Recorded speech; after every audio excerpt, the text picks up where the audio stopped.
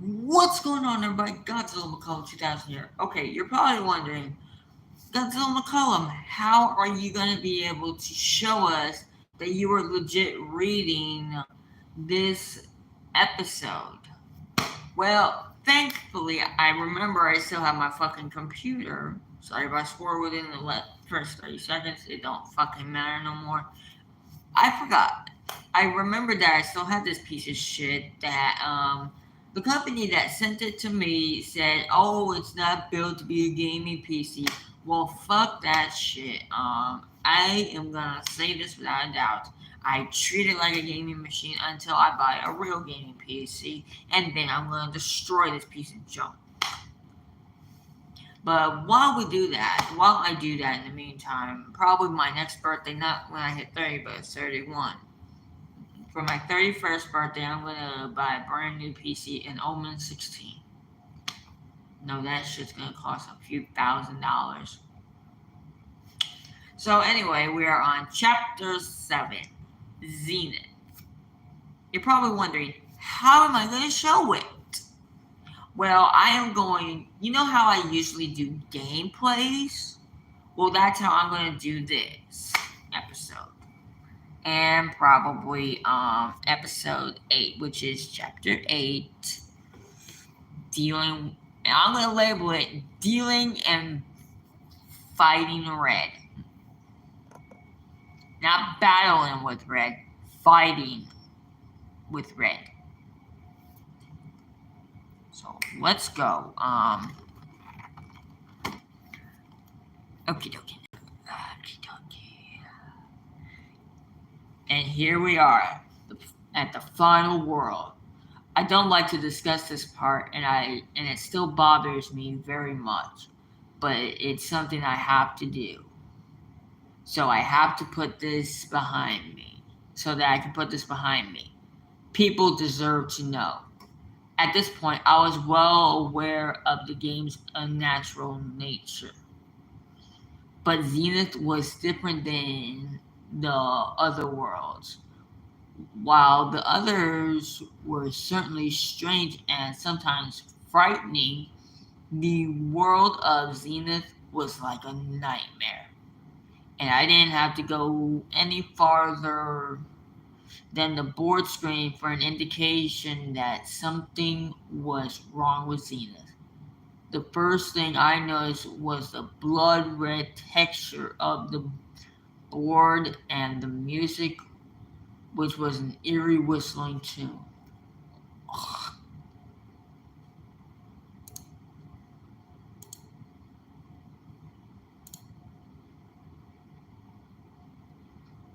Holy shit.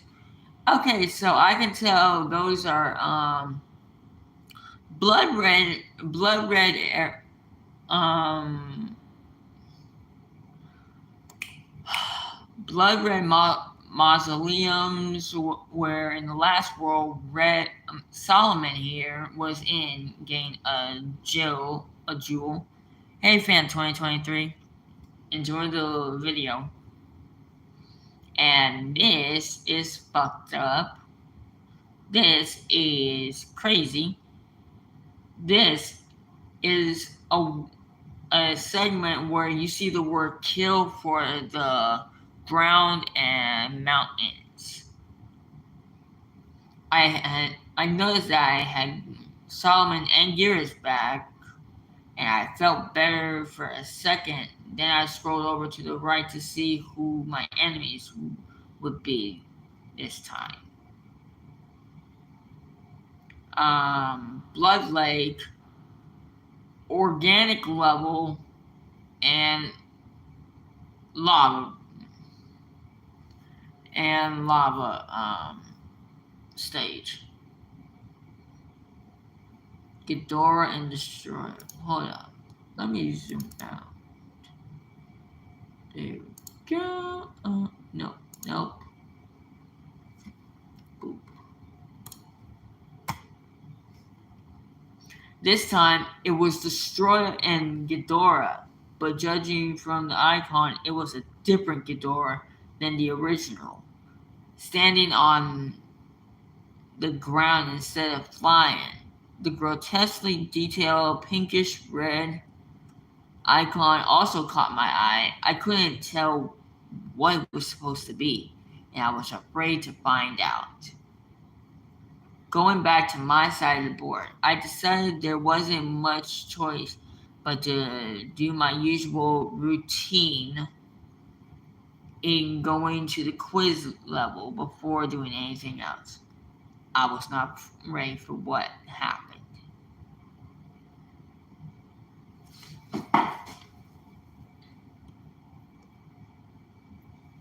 I jumped back when this appeared, accompanied by a terrible, distorted version of the password theme. It looked as if Face had fallen victim to some terrible glitch. Is this what he meant by, "Will you miss me"? Did he know this would happen? Actually, no. That's Face being killed by Red. I can't take these images any longer. My thoughts were stopped short as I noticed the screen was glitching and seemingly falling apart while I was inactive. So I quickly rushed out. And when I got back to the board, I had noticed that I had gained a new monster. I haven't even been asked if I wanted one. I tried to select it. This is what happened. Give me a moment, guys. I gotta do something. Shit, and I fucking doing it. Oh yeah, and I learned that the FNAF Plus game is literally gone. Like you cannot fucking play it. You can, but it's only through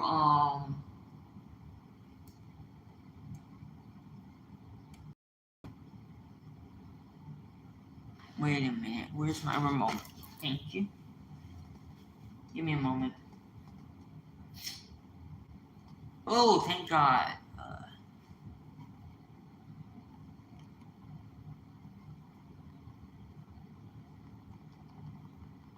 I'm using Goji 73 to I hadn't even been asked if I wanted one. I tried to select it, and this happened.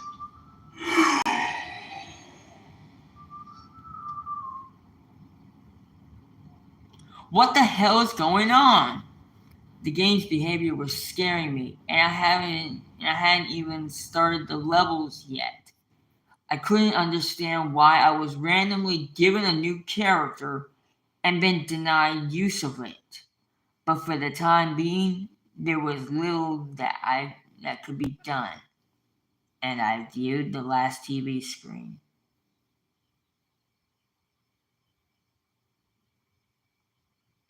No animation, no music, dead.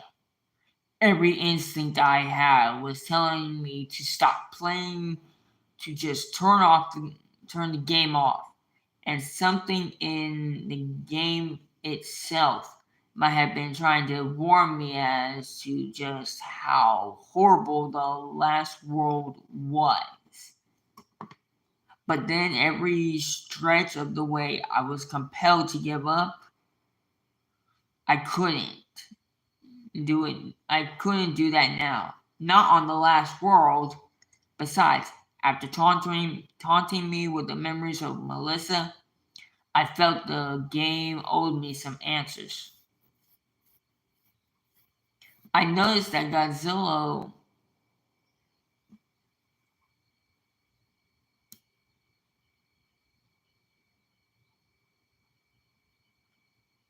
I noticed that the first level was a red temple, so at least I would be familiar with the level graphics and nothing else. And I went in with Godzilla, the monster I was most familiar with.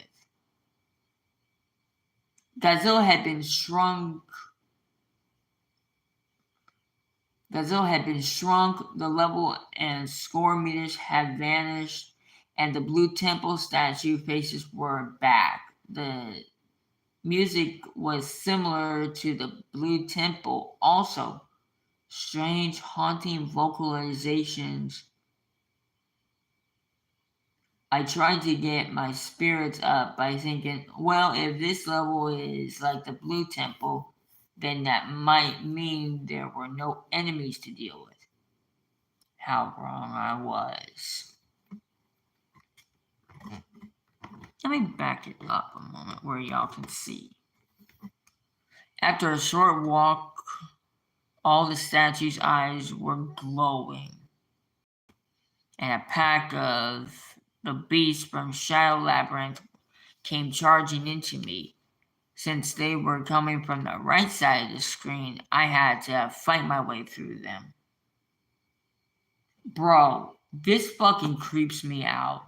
Legit, it creeps me the fuck out. These are red raptors. This battle greatly tested my reflexes, but thanks to my speed, I plowed through the beast. They gave off health power-ups after dying, which helped recover the damage they had given me. However, as I continued through the hallway, the statue's eyes glowed again, summoning another wave. It seemed to be the same number of them.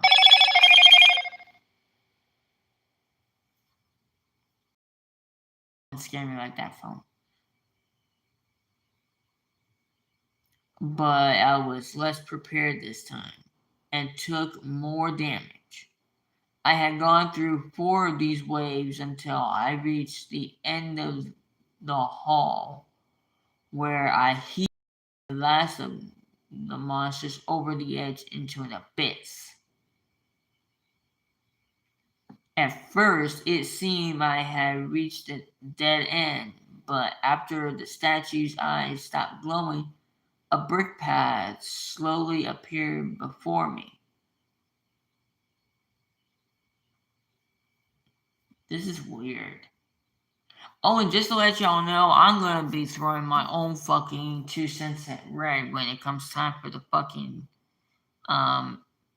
last chapter. That son of a bitch is gonna regret ever messing with Zach. You know what? Let me just lock my door because I don't need to be killed.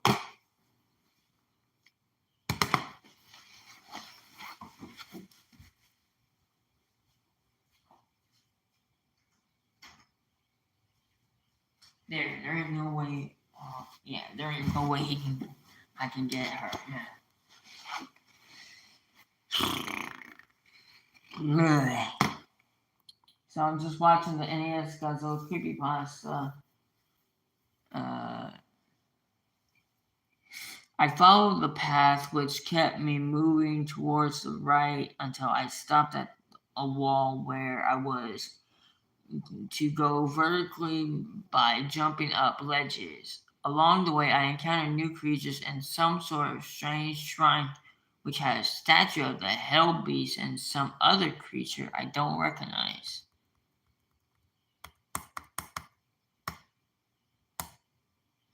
As I went through, the path took a downwards direction.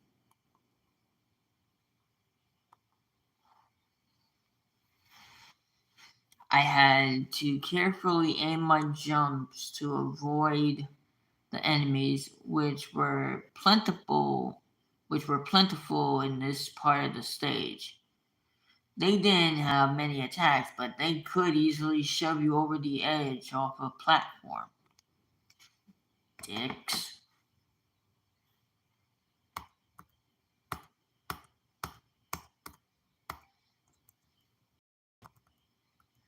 At the end of this tunnel, there was a few small platforms floating above nothingness. I landed on one towards the left of the screen, and then something came out from above. It looked like the blue angel from the graveyard. except now it was red and had a skull face. No way.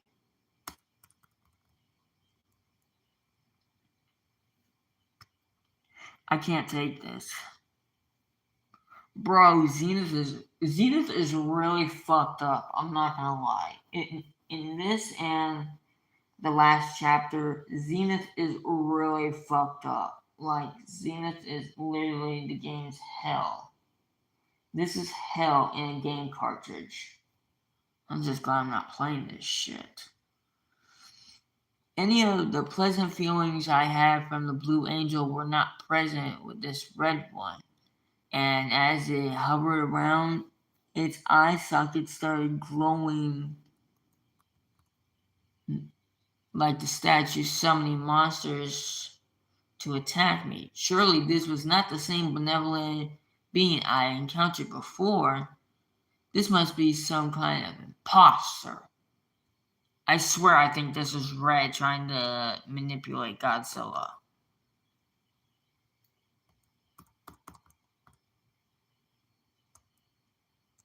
The battle was nerve-wracking as I started off with nearly half my health and had to deal with multiple opponents as well as the threat of gravity. To make things even worse, as the Red Angel took damage, some of the panels fell. Only 3 remained. But my luck had not ran out yet. Just when I thought it was over, I struck the Red Angel one more time, and it turned out that one last hit was all it could take.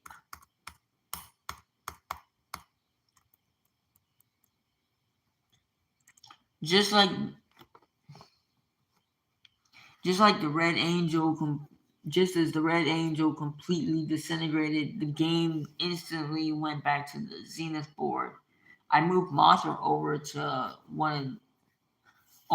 the nearest stage from the Red Temple, which seemed to be a garbled mess of letters spelling kill, and began playing.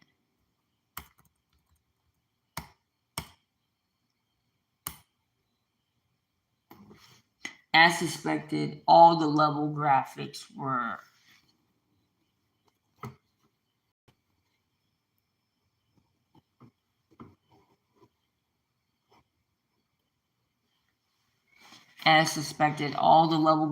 were made of jumbled letters, and Mothra, just like Godzilla, was shrunk to half size. I began to suspect that all the Zenith levels would be like this. The background music was terrible, like if somebody put all the sounds an NES was capable of making into a blender and then piecing them back together into a song. I had to turn the volume down because of it. Oh my god. Headless Gigans? This game is really demented.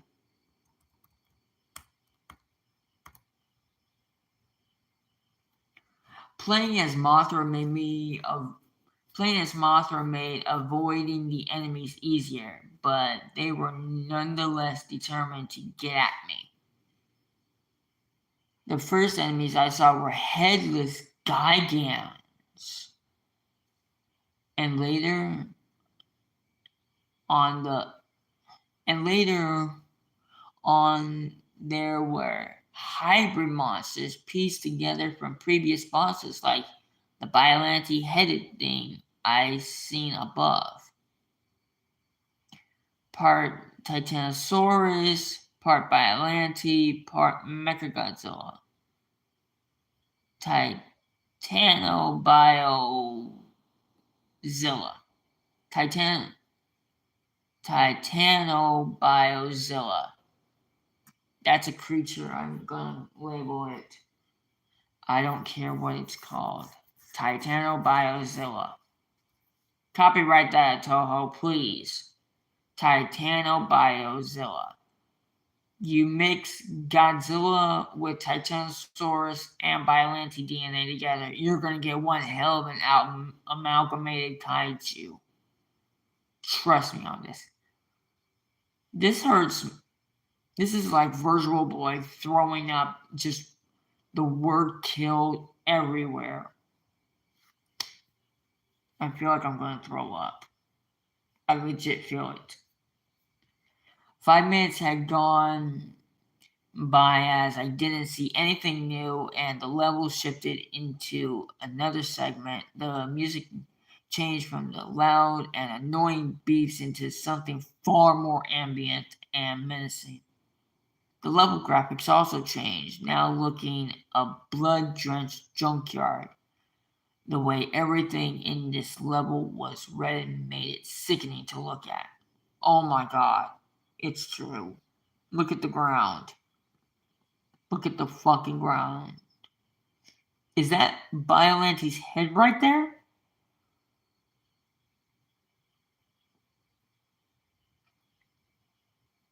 Oh my god. Tell me if y'all are feeling nauseous right now. Because I sure as hell am. I don't think I can. I don't know if I can do this. And I'm not playing the fucking game. I don't think they're ever gonna finish this fucking game because, oh god, I hope to god the NES Godzilla Creepypasta will never be finished being playable. I honest to god almost don't want the game to be finished because just imagine having to play this fucking level. Imagine it. Just imagine, everybody, you having to play these levels that you're reading in the story. The enemies multiplied in numbers, never ceasing to follow after me, and became harder to avoid.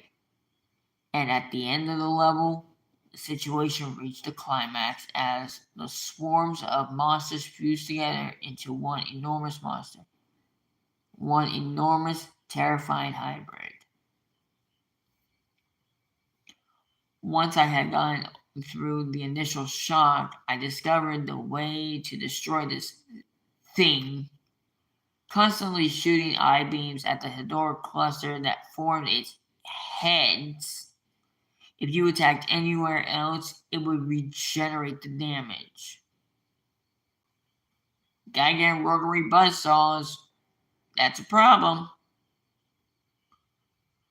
That's the hands, feet, and back of that creature. I see faces right there. That is not good for me.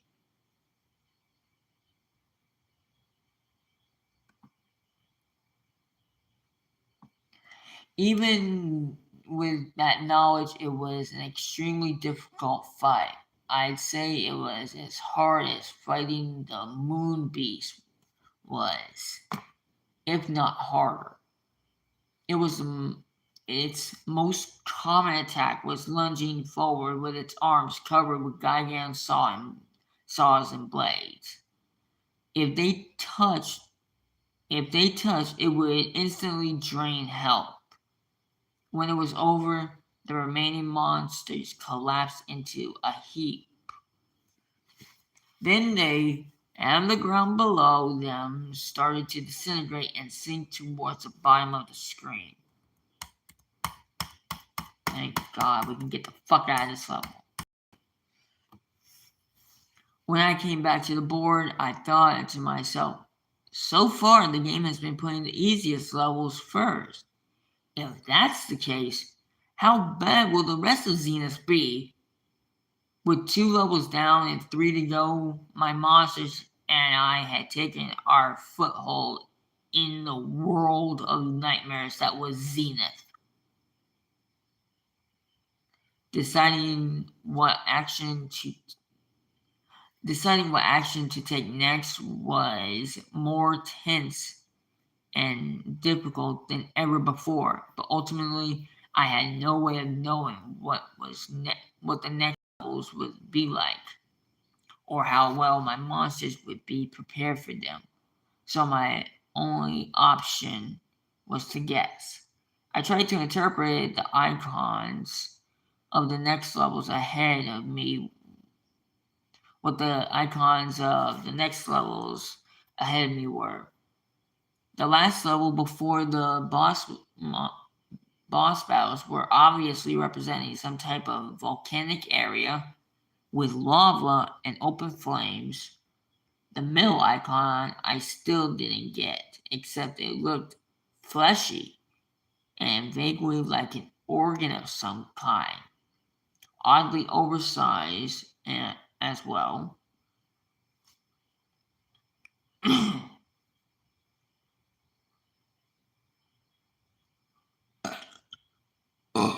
Excuse me. The one I was nearest the one I was nearest to and about to enter next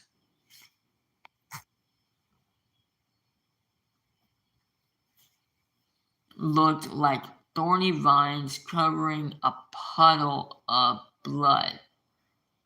I guess this would be a level with blood rivers, like the chase level of dementia.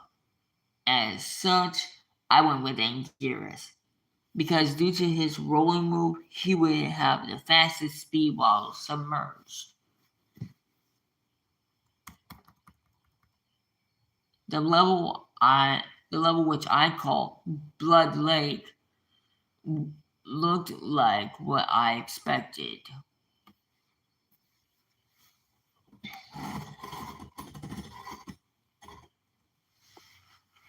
Rivers of blood accompanied by thorn-covered vines which were scattered along the sides of the ground. The music was rather faint, but I could hear distant drum beat, only a few other instruments. Echo, a lot of echoes, and sometimes it sounds like someone was hitting a drum underwater.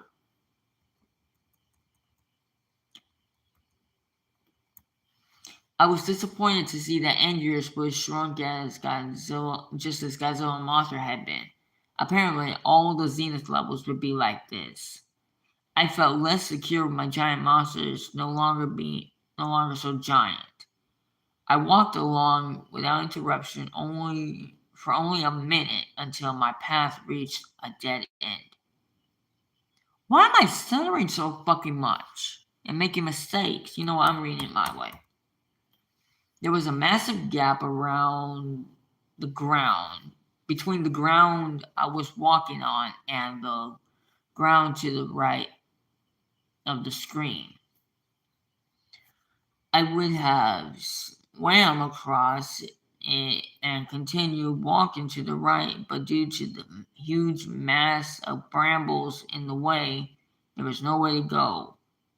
Two creatures with gliding membranes on their arms and lamprey like mouths were perched on outstretched vines and screeching at me, much like a crow does to an invader of its territory. Another unnerving display of possible sentience by the creatures of this game, if it if it's even accurate to refer to them as being part of the game, that is. I descended into the blood, slowly sinking to the floor. Aquatic enemies were everywhere, and they were hard to avoid. The black shark in particular was very aggressive and hard to deal with, but thankfully I only encountered one.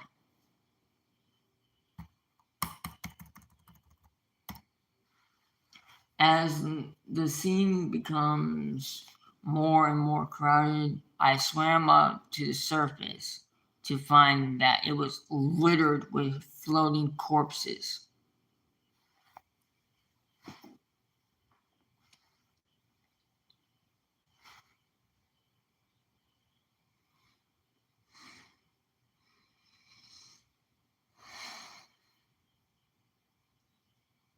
This is what the fuck I get for reading creepypastas at night. Hold up a moment, guys. Get it together, Godzilla McCollum 2000. You can do this. You are 6 chapters into this. Stop being a pansy. I don't want to read chapter 8. You're going to read chapter 8 and you are going to take it like a man and not be a crybaby. And you will read the NES Godzilla replay. No, I don't want to. You cannot make me. You will, and I do not want to hear another word out of it. Do you hear me? You're not my fucking boss.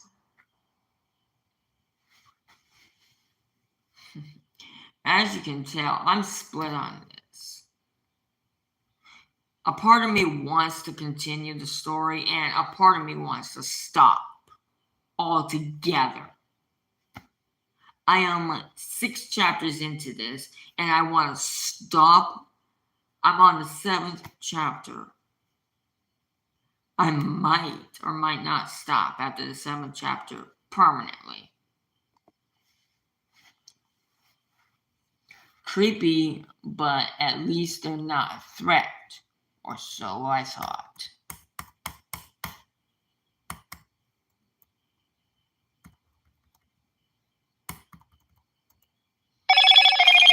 Shut the fuck up, phone. I don't want to hear you. Until they sprang to life and leaped on me. They were trying to pull me under, and they were draining my health as they did it. They all attacked as a group, and when I got one off me, another would jump on me from behind. I had to crawl up into a ball and roll for them to loosen their grip. And when they did, I quickly retreated. Quickly? What is quickly?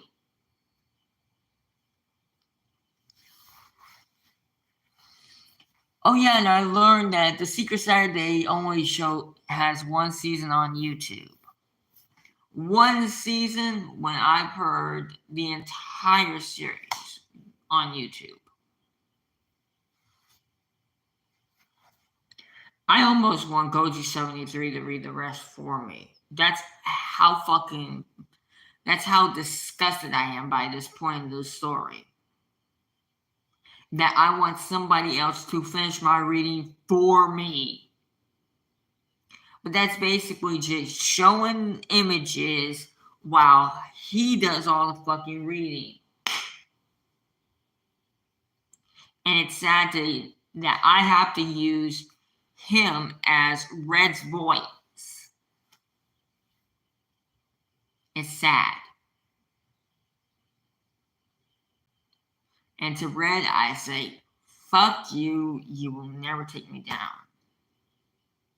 I will knock your red ass self. I will shove your tail in your fucking eye sockets and shove it so far up your damn ass, Red, that you will not be able to shit anything. And then I will rip your tail out of your ass and then ram it up your fucking jaw from the bottom of your jaw all the way up here. That's how fucking far I will rip your tail. Yeah, because in this story, now Godzilla feels like the fucking underdog. I'm not kidding, guys. If you guys have not seen this story, I mean, like, it's been 10 years since these videos came out. What the fuck are you doing? And besides, why is Godzilla the underdog in this fucking fight? Is it just because Red is someone that Godzilla cannot fuck with? And I've seen an animation where Red gets behind Godzilla while Godzilla is looking at the skeleton of his dead relative, and Red snaps his neck. And Godzilla's jaw like holds down. Like that fucking tormented me for a whole day. I couldn't sleep that night. Where is it?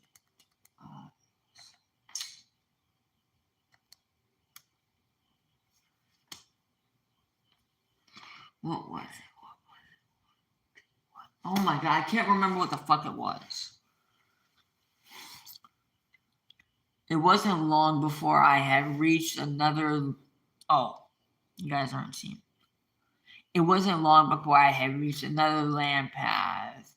A note regarding the brambles, you can stand on them, but it causes pain. And you can also destroy some of the vines, but only the thinner ones. I had to destroy multiple vines as well as dealing with more enemies. I was interrupted by a scream. Mother? Oh no, I already know where the fuck that's going.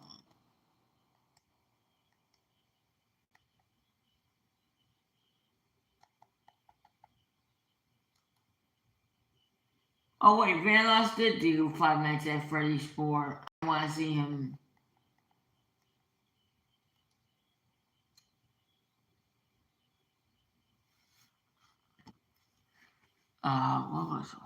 What was it? Oh, come on, what was it? Let me check my history. It has to be something in the history.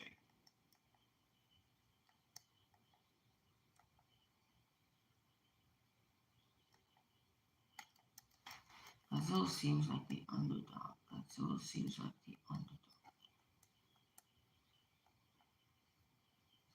Godzilla seems like the underdog. I hope y'all enjoy this video. I'm trying to think of the video. And no, it's not Mullet Mike.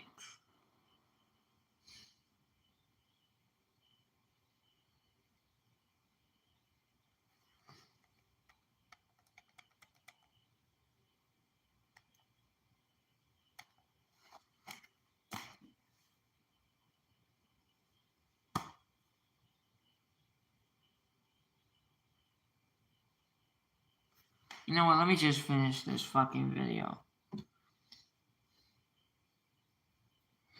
The screen was only up for about 30 seconds, and then when it went back to the level, I was facing another dead end, and a pregnant humanoid creature being hanged at the top from the top right of the screen by a spine and umbilical cord.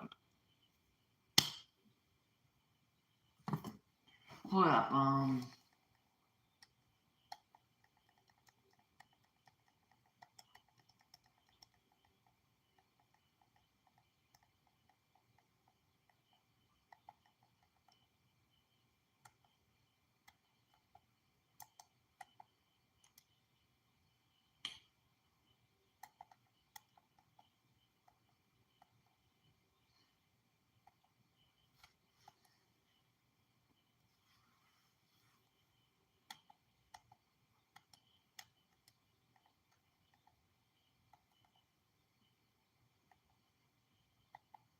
what did I say I would watch?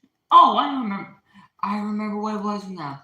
Thank God for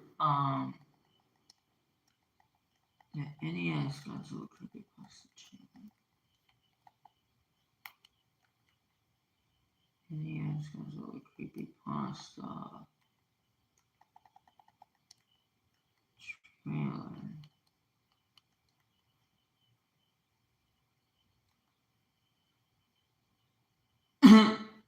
Goji 04 a year ago did NES Godzilla Replay Creepypasta fan trailer. I actually liked it. There are two fucking Godzilla Creepypasta fan trailers, and he did both.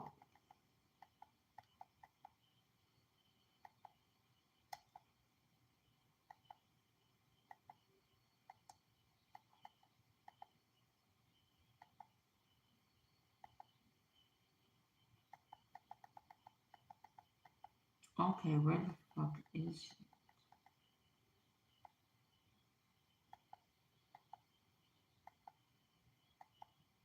he? NES Godzilla Creepypasta Part 7 Zenith by Godzilla McCullough 2000. Oh, you can fuck. I found it. Godzilla vs. Red NES Godzilla Creepypasta. It was done a year ago. I fucking hate it. I'm showing y'all. Right there. That fucking video is what scared me. Look at it.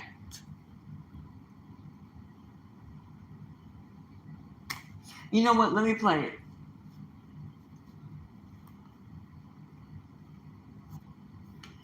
Hold up. Let me lower the TV down super loud, super quiet.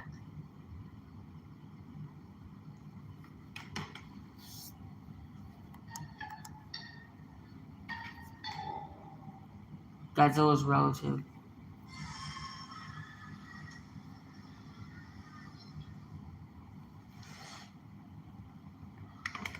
Bro, what the fuck? So that's how easily Red can kill Godzilla. Wow, and now I see why. Red is the top dog in this video.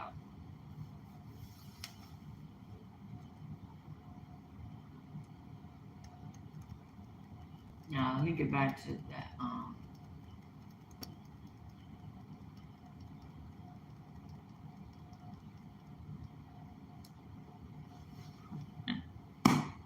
I'm sorry I showed y'all that, but I had to because these videos are what fucking kept me up at night. So I hope y'all enjoy your night's sleep.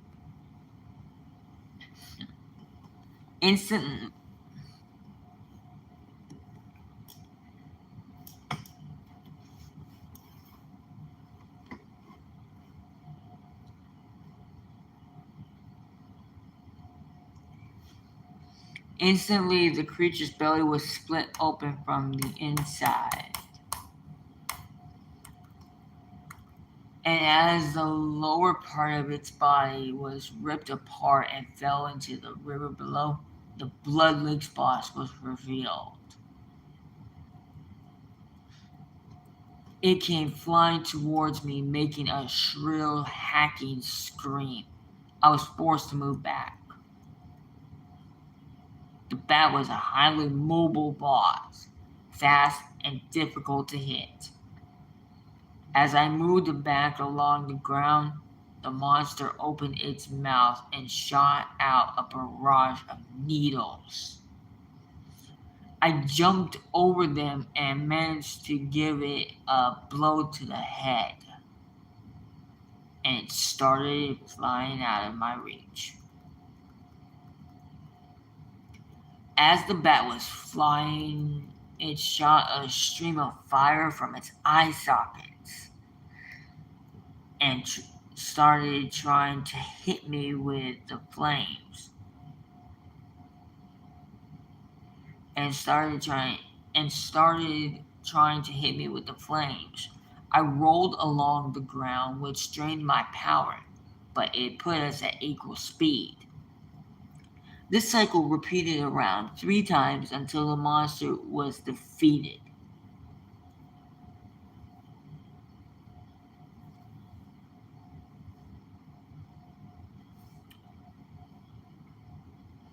With most of my health drained, I went back to the edge of the level, and the large bramble vine blocking the exit was now gone. Now only 2 levels left to go. Who is sent this time? Godzilla, Mothra, and Angus had all completed 1 level, leaving Solomon, and also the mysterious fifth monster.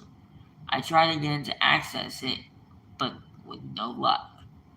I chose to use Godzilla again for the next level, and Solomon for the final one. The second to last level was what what I refer to as the organic level, which was the most visually unpleasant of them all.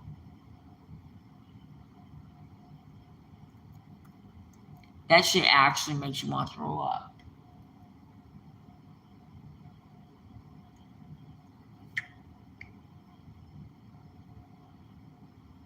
Godzilla 4, I really do hope your NES Godzilla Creepypasta fan films make it into a real thing. I would love to see them in theaters. I would love to see them be played in theaters where you have to be a fucking Godzilla nerd like me to understand them.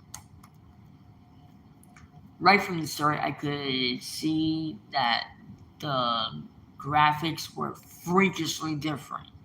The atmosphere was gruesome and foreboding with the addition of the loud, droning music. I was dreading what I would see in these levels, and it was only a few seconds before something appeared. Two hideous things.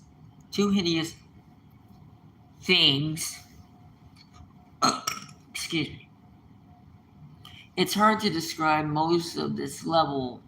Everything has this disturbing, semi-real look to it. Most of the enemies look halfway between real animals and misshapen lumps of gore with teeth. It's also worth noting that all of them were considerably larger than Godzilla, and although the majority intelligent, were not very intelligent, each of them took around 30 plus hits to kill. Due to this, it was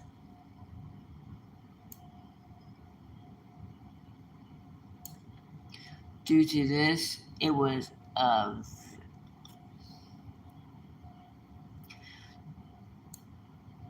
due to this, better it was a better idea to run away from them than fight.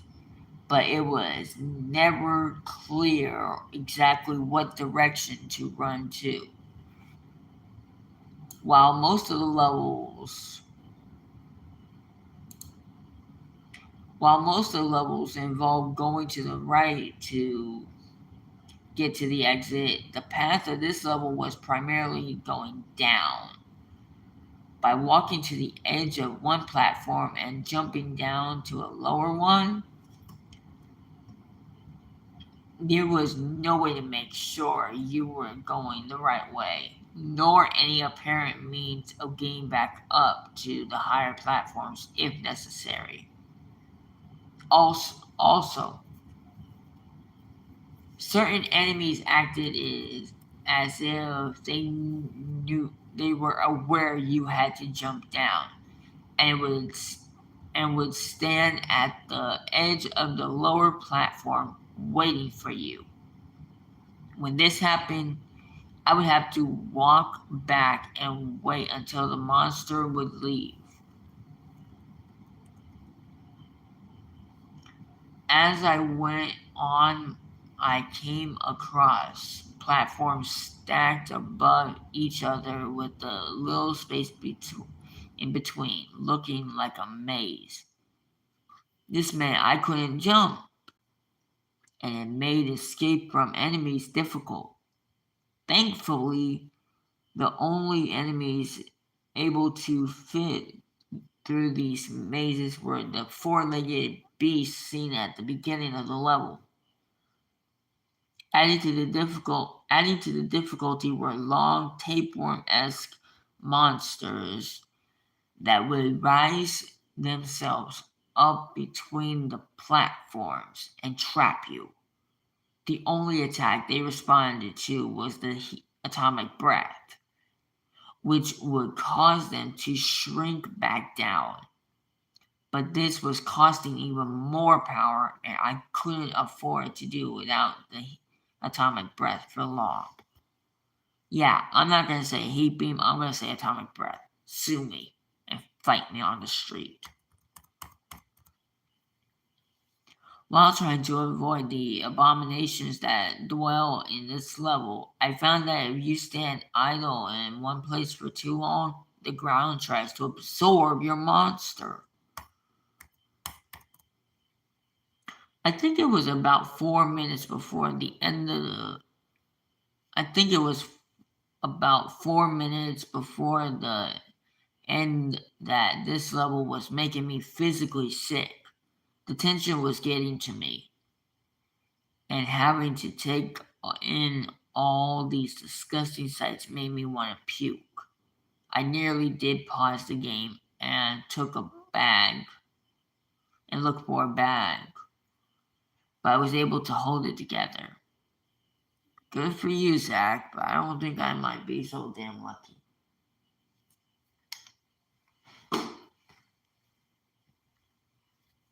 Oh yeah, let the TV up because we will be watching the fan trailer for the NES Godzilla Creepypasta. But we won't be watching the NES Godzilla Replay Creepypasta fan trailer because we're not finished with the story. I haven't started reading it yet.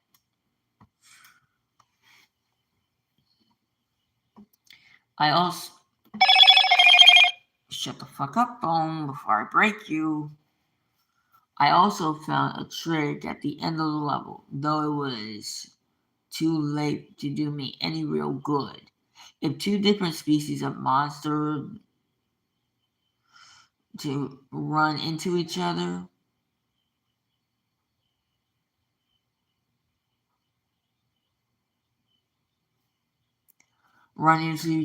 face to face, they would fight each other and leave me alone. I didn't intentionally cause this. It just happened.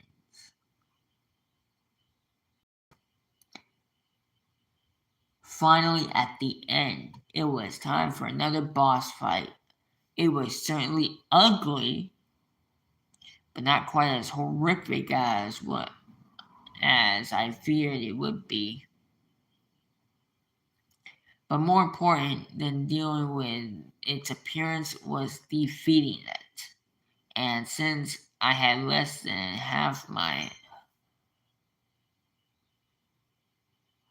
Bro, I thought the fucking game downloaded the NES Godzilla Creepypasta somehow. I actually thought my Switch downloaded the NES Godzilla Creepypasta. I was gonna throw up.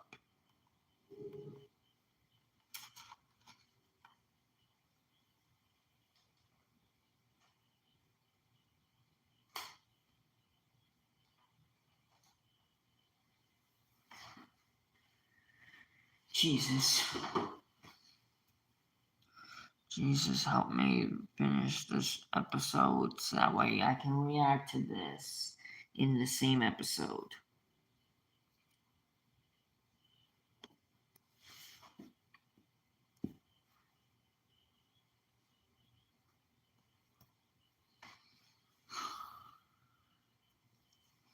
Guys, this shit is. Okay, I want y'all to read this shit.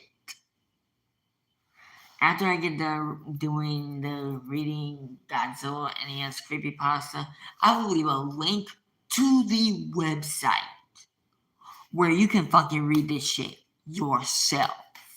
And if you want to do a reading Godzilla NES Creepypasta, go the fuck ahead. I want to see how y'all do it.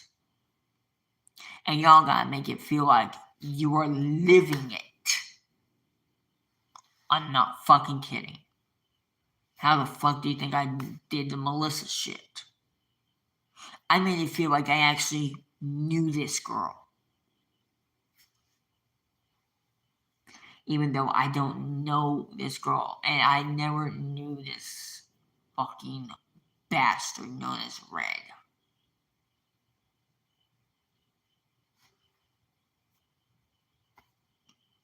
Oh, I'm sorry, Red. This is for you. This is for you, Red.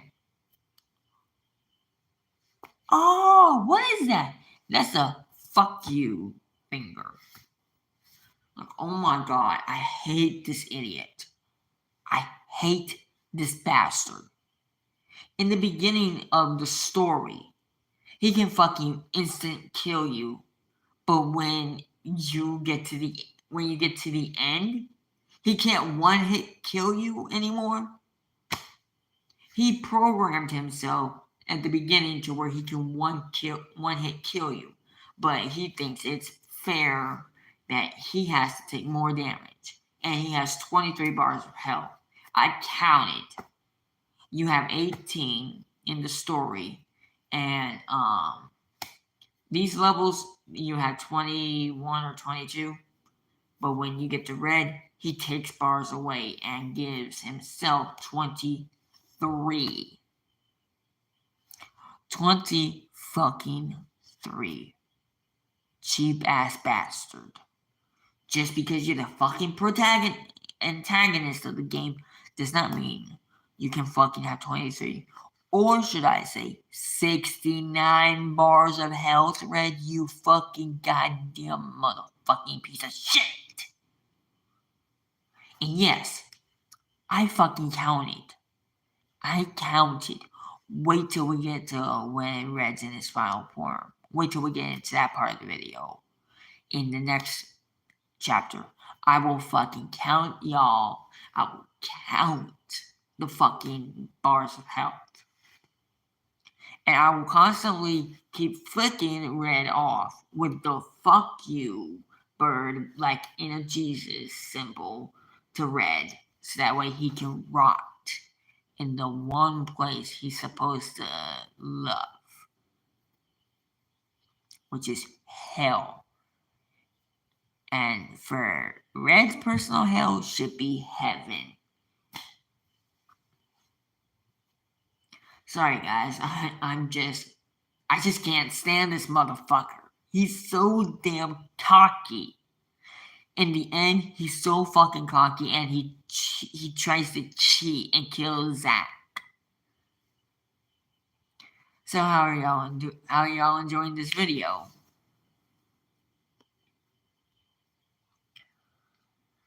But more importantly than dealing with its appearance was defeating it, and since I had less than half my health bar to start with, there was no room for errors. Okay, let's count Godzilla's health real quick.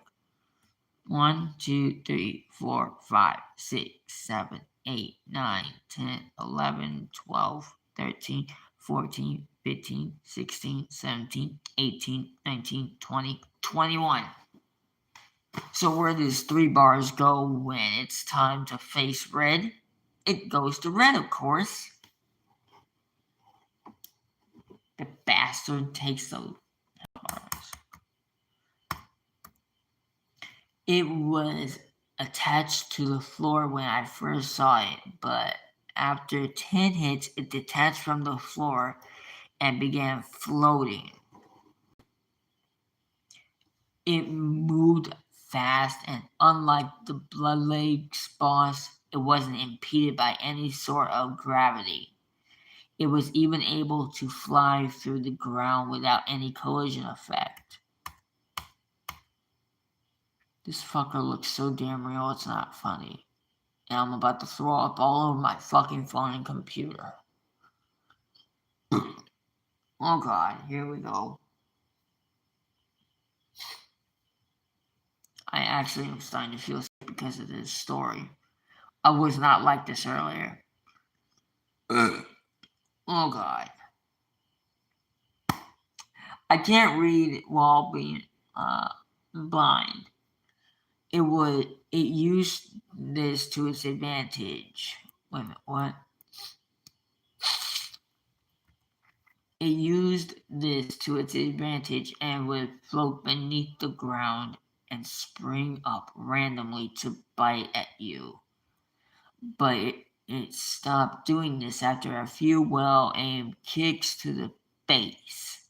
The pink area on its upper jaw was a weak point. Too many hits there would cause it to spaz uncontrollably. So why is there an M? Spasm. No, I say spaz. S-P-A-S.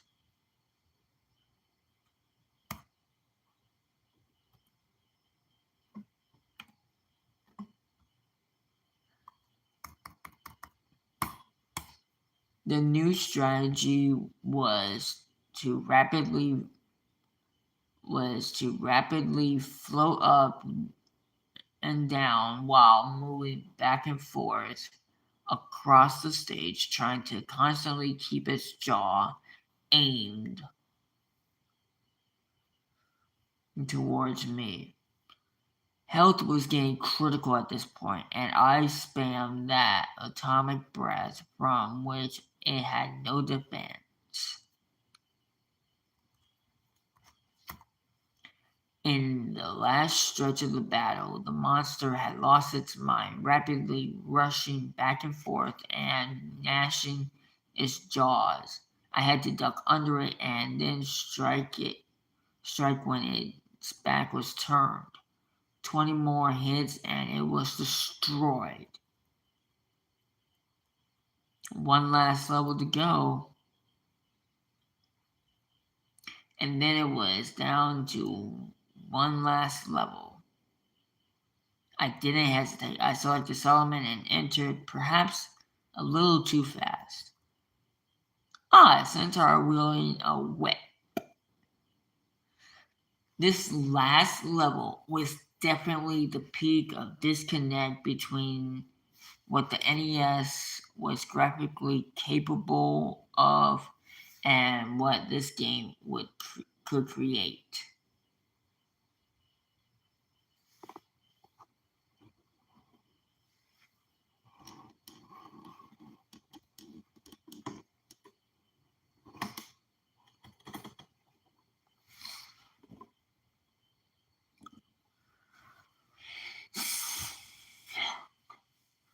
The music also caught my attention. It was one of the only songs that appeared more than once. The horrible screeching when the hell beast appeared in the graveyard. As soon as I started, there was already an enemy prepared to attack. A centaur wielding a whip, and it wasn't alone. When I started fighting, several more centaurs appeared, coming from both sides at the screen at the same time. It was too much to handle. Solomon's flight saved me from taking too much damage at the start of the level. The centaurs followed after, but seemed to be unable to jump. I can see 1, 2, 3 of them without rotting skin.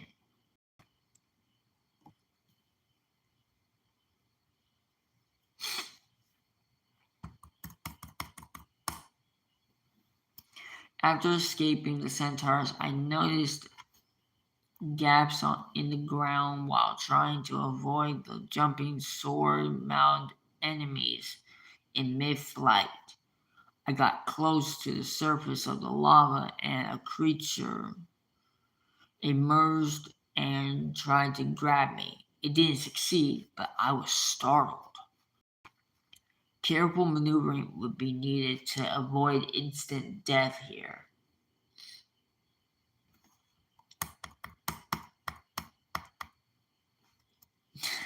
That's funny. As new enemies appeared, the levels soon became very difficult.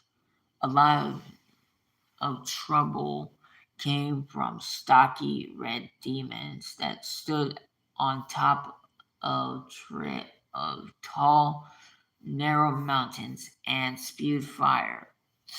I got them by waiting until their backs was turned and hitting them with a flying kick, which made them fall into the lava. It was at this time I noticed that I wasn't gaining any health from killing enemies.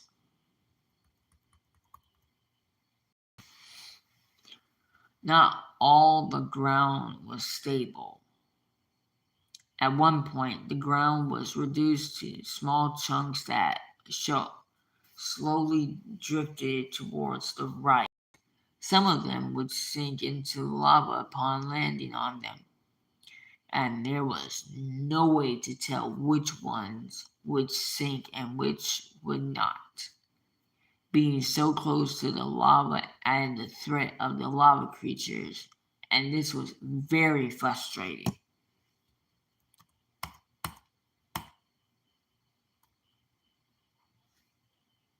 The fuck is that?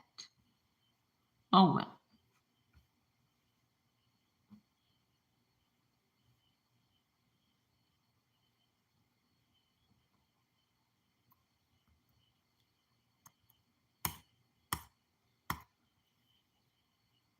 Sorry about that. Oh my god, stop. That's why.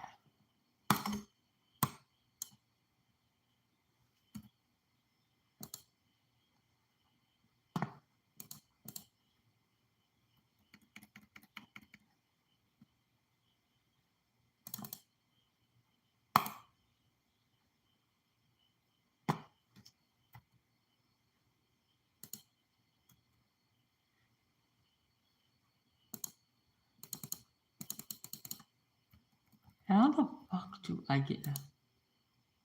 Oh my god. That's why I don't click on.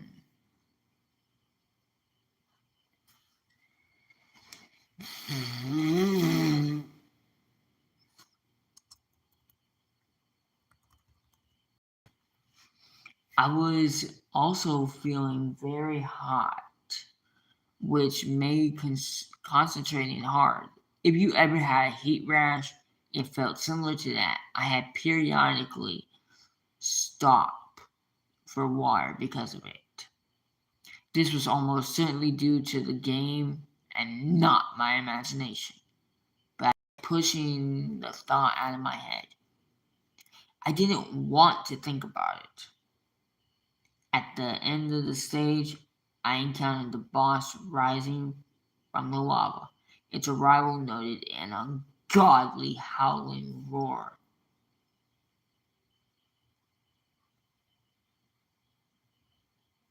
See, he always looks like that's how tall he is.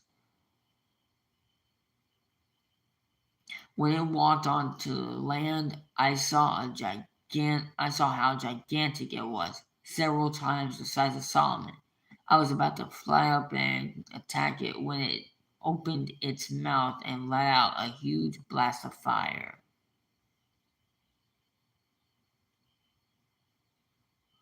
Damn, that asshole is powerful.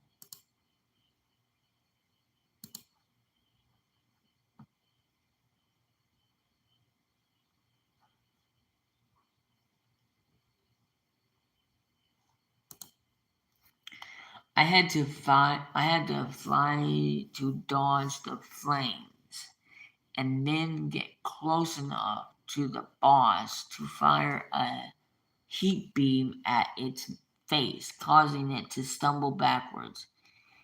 If it didn't stumble backwards, it would have kept moving left until it forced Solomon into the lava, as there was no more ground within reach.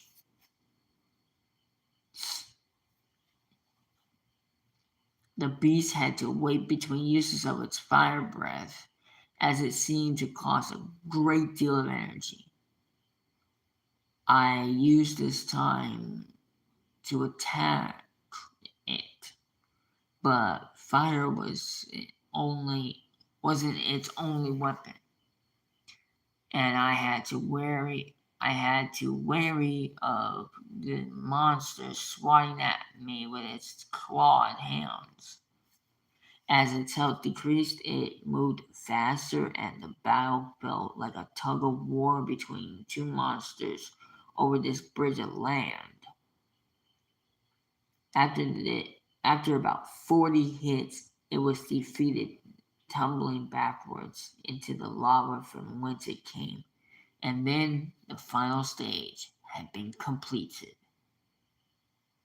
At last, it was down to two bosses and the final encounter with Red. For some reason, I thought Ghidorah would be easier to beat, so I confronted him first.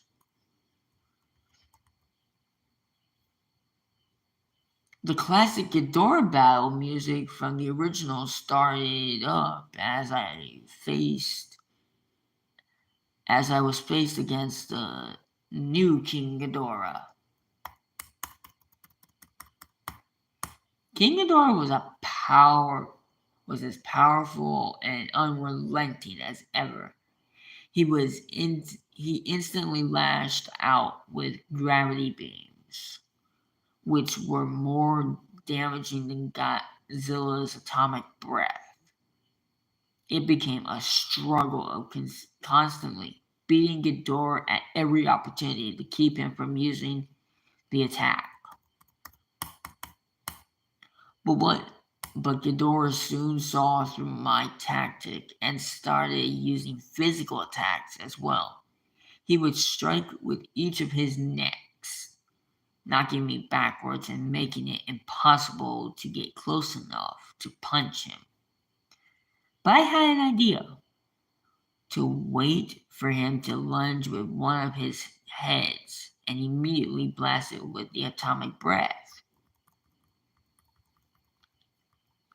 It worked, and to my surprise, the atomic breath had actually obliterated Ghidorah's middle head.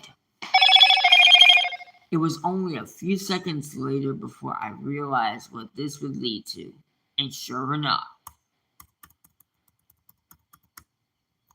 Ghidorah using the power of the glitch.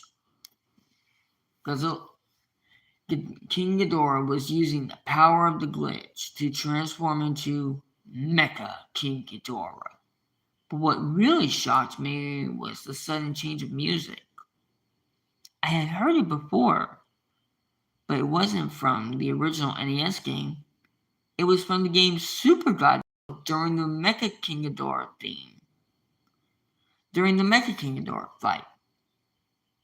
Mecha King Ghidorah's first attack was its most deadly, the machine hand. Very similar to Gigan's Saw, it immobilizes the monster and rapidly drains the health bar. Fortunately, before Ghidorah could do a lot of damage, the timer ran out. Wow, very accurate to the movie. Nice job, Cosby Daff. You're really a great artist.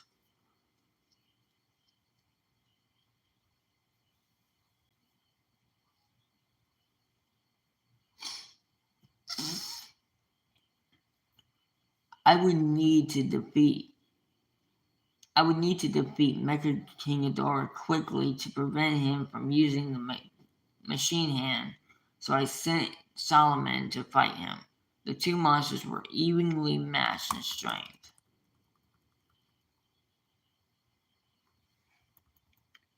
But Solomon was faster, and by slashing and heat beaming without pause, the cyborg monster soon met its end. Uh-oh, that's not good. With Ghidorah defeated, I was returned to the board. I now outnumbered the enemy by 4 monsters to 1, and victory seemed to be soon at hand. The base icon had changed to a blood red color. I could feel hatred emanating from it. I started the fight against Ghidorah Destroyer with Anguirus, and the music was the same as Ghidorah's. When the fight began, Destroyer was in microscopic form. After one hit, it changed into the Juvenile, which had a few attacks and was also dealt with easily. The fight became serious once Destroyer entered the aggregate form, gaining the use of large arms and the micro-oxygen beam. Anguirus' roll attack, which had been very useful up to now, was rendered useless by Destroyer constantly attacking me with his long arms when I tried to use it. Damn. For this part of the fight, I had to rely on brute strength. Just before the time ran out, Destroyer had changed into his flying form, which Anguirus was ill-suited to fight against. Going back in, I fought against the flying form of Mothra, which seems fitting. Mothra was weaker than Anguirus, but was much better equipped to dodge and counter Flying Destroyer's attacks, so the fight was in my favor. However, the Mecha Ghidorah fight music started playing and Destroyer changed into his final form sooner than expected, which drastically turned the tables. Too bad I'm not using the fucking music. That would literally make this more fun. Mothra's attacks were doing very little to Destroyer, and I had to move furiously to avoid damage while waiting for the timer to run out. Even though it would be near impossible to beat Destroyer with Mothra, I still had three other monsters. Final Form Destroyer was very resistant to taking damage, and the heavily armored foe would not be defeated without a long fight. In the last part of the fight, I wasn't using much strategy. I was just attacking as brutally and as fast as I could.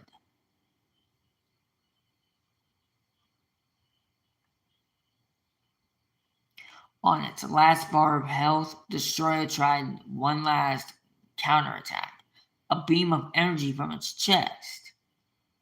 I didn't know how powerful it would have been because just before it could fire, I punched Destroyer in the chest cavity, destroying him. And then it was. And then that was it. The last kaiju boss was gone. And in the midst of all the excitement, I had briefly forgotten that there was one last thing to do. I had briefly forgotten that there was one last thing to do before the game would be over.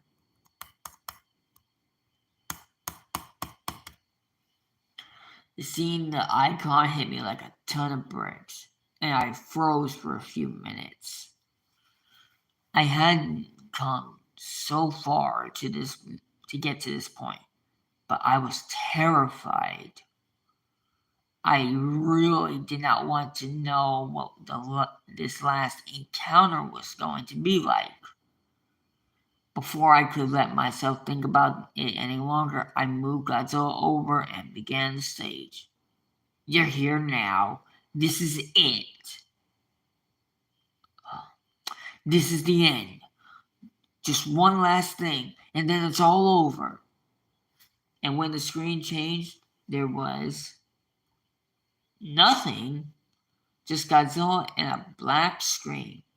I walked back and forth, fired the atomic breath. Nothing happened until I heard something. The faint sound of a familiar drum beat. Okay, here we are. 1, 2, 3, 4, 5, 6, 7, 8, 9, 10, 11, 12, 13, 14, 15, 16, 17, 18. That's how many Godzilla has. 19, 20, 21, 22, 23. Fuck you, you bastard. I hate that. See, with this, Godzilla feels like he can do it, but when Red goes into his final form, this fucker is a bitch because he can't take defeats lightly.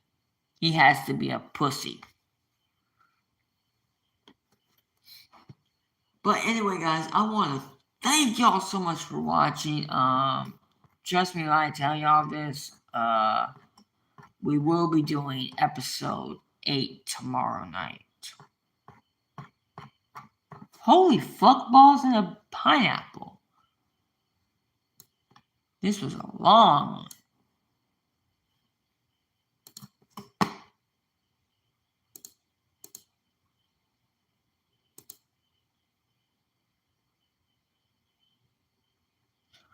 Wait a minute. Blah, blah, blah, blah, blah, blah, blah. Don't care.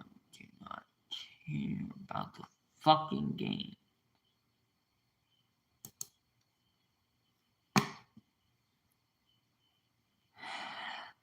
Boom.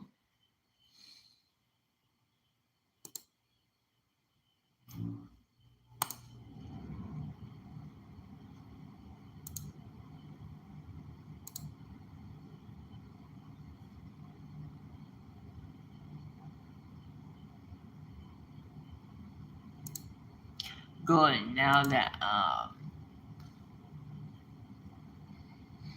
okay, so when I don't want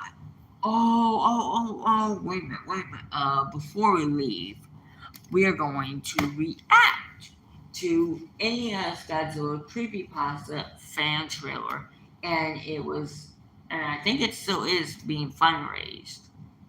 I would love to see this as a movie. I really would.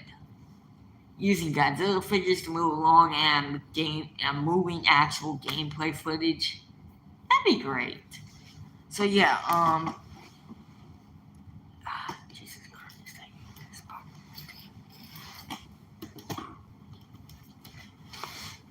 Before we go, we are going to take a look at this film.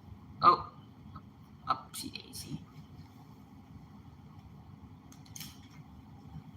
We're going to take a look at this, and we are also going to take a look at the NES Godzilla Replay Creepypasta fan trailers. So we were watching 2 fan-made trailers of a good story. Boom. When I was a little kid, the 2 things I loved most in life were Godzilla and NES game. When Godzilla Monster of Monsters came out, it was like a dream come true. Unfortunately, I traded the game for Amazon a year later. Wow. Recently, I bought a new NES system. Nintendo and Toho. I was pumped to play my favorite childhood game. I started the game, and the nostalgia. No way! The Switch NES controllers.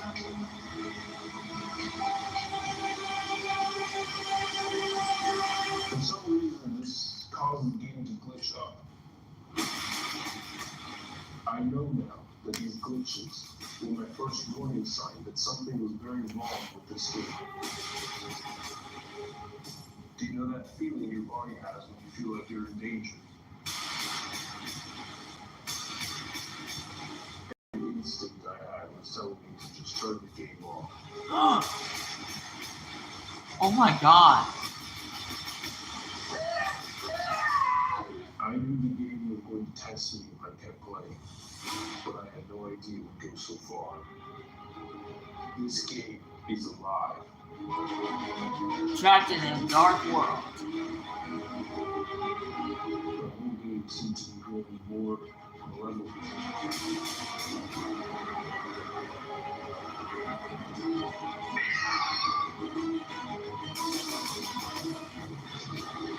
He must find a way out. I decided that no matter what happened, no matter what the game showed me, I was going to get to the end.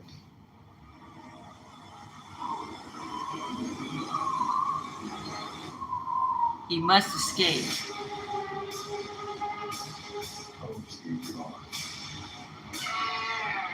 Red, the creature that tormented me for nearly the whole game.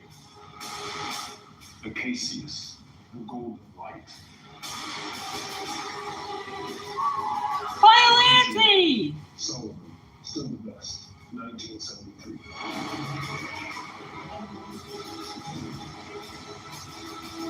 If I couldn't kill Red, then he would kill me. Oh.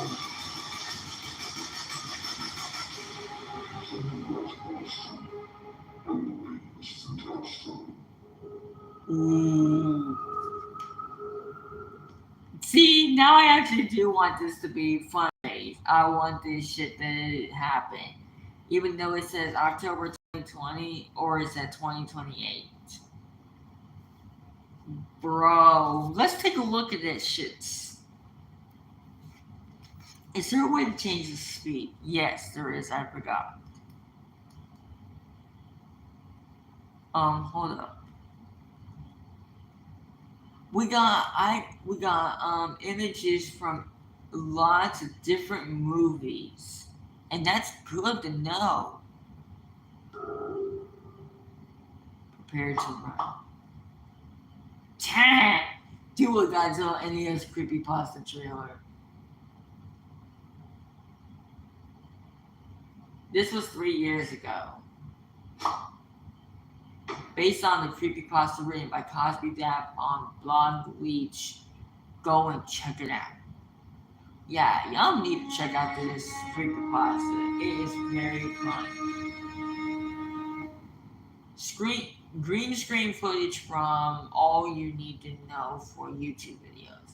That's a cool channel right there. Solomon and red artwork from Wikizilla. Thank you, Wikizilla. We did not need that shit.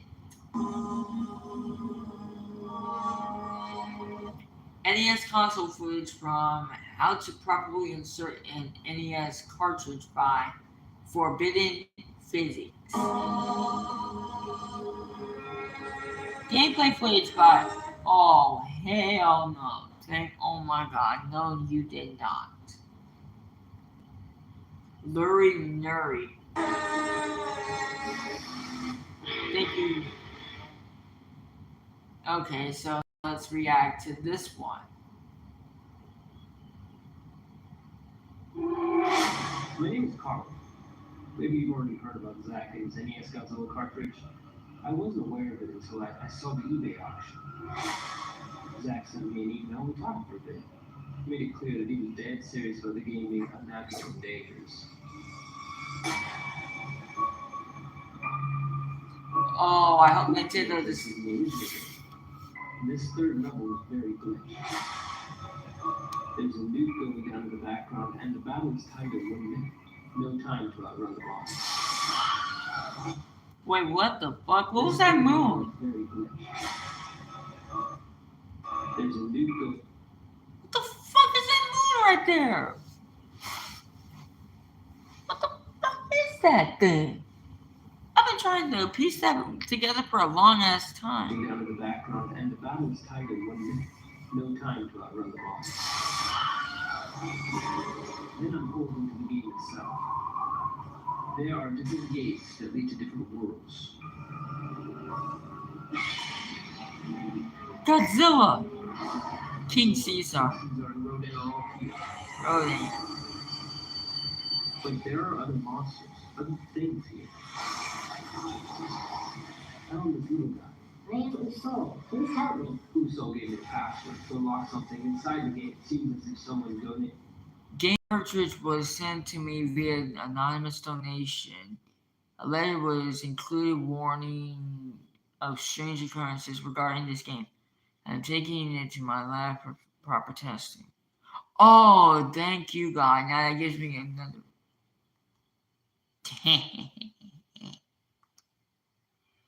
We can escape to a lab. I think I know who Uso is afraid of. I hope you believe this is the last warning.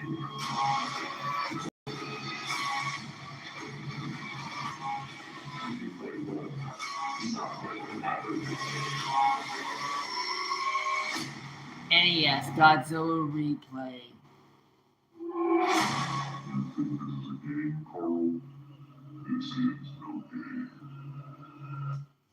That's it!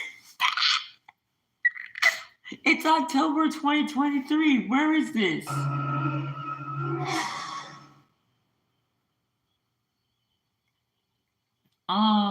Transcendence Project.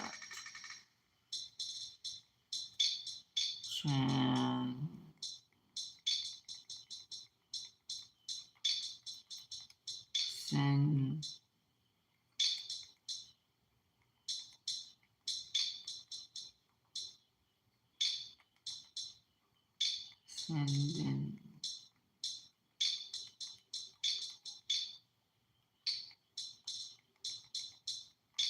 Project.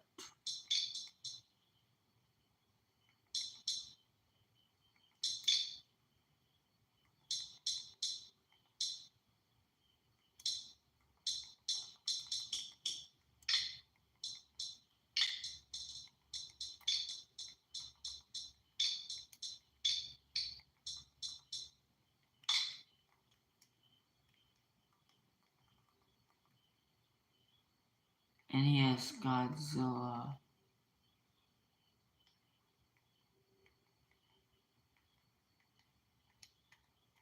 Where is it?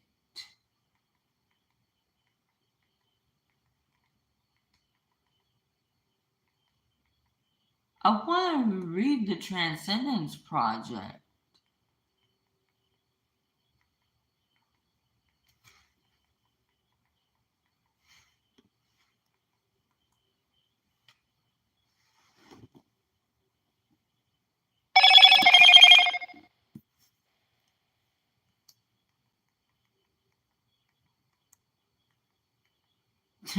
I still see my video. Replay.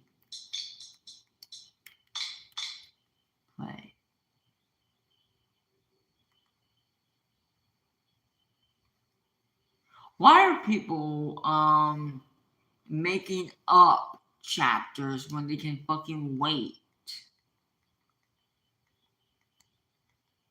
I did. I waited so long for episode 6, part 1.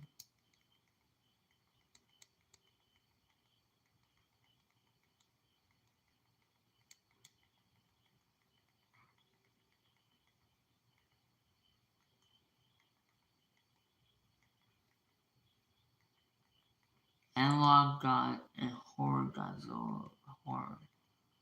No, I don't need to see that shit.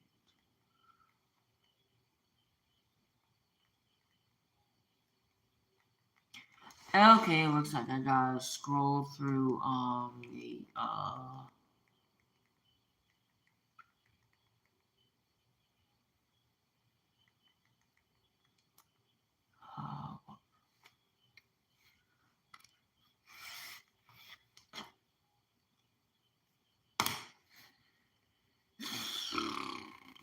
which one had the fucking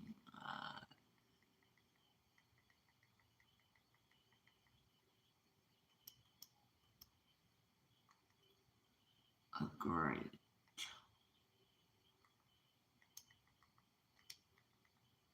Here it is.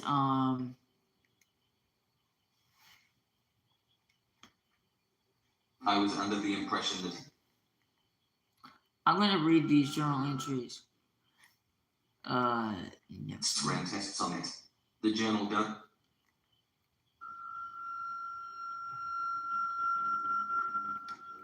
Ran preliminary tests today. I have determined that the game is an anomaly. Further testing needed. What exactly the problem with the game is, it's only referred to as an anomaly. The rest of the entries describe tests done with the game. These sound so fucking robotic, it's not funny. I'm telling y'all. When y'all read this shit. No, you know what? No, I'm gonna end the video here. I'm already pushing a 2-hour fucking mark on a fucking. Like, what? How long is the original? On a fucking 30-minute video. I'm already pushing over an hour and 10 minutes. So I want to thank you guys so much for watching. Be sure to like, comment, subscribe. Yeah. Tomorrow during the day we are going to be reading the Transcendence Project on my fucking computer. I want to know what the hell this game's fucking about. But yeah, let me know what y'all think. Nintendo, I really wish you had programmed Super Godzilla into the NES Classic Edition. Because the only way I can now play that game is by a emulator. Thanks. Or I could buy a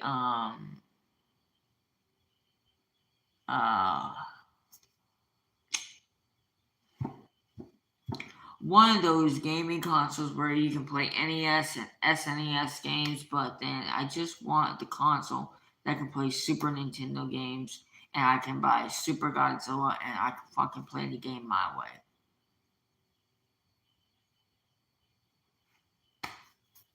And yes, I will be doing a Let's Play if I can ever get my hands on the game and a console that can play it. Not the Super Nintendo system. Or, you know what, might as well, because it might as well be authentic. Thank you guys so much for watching. Be sure to like, comment, subscribe. And as always, this is because of McCollum 2000, signing off.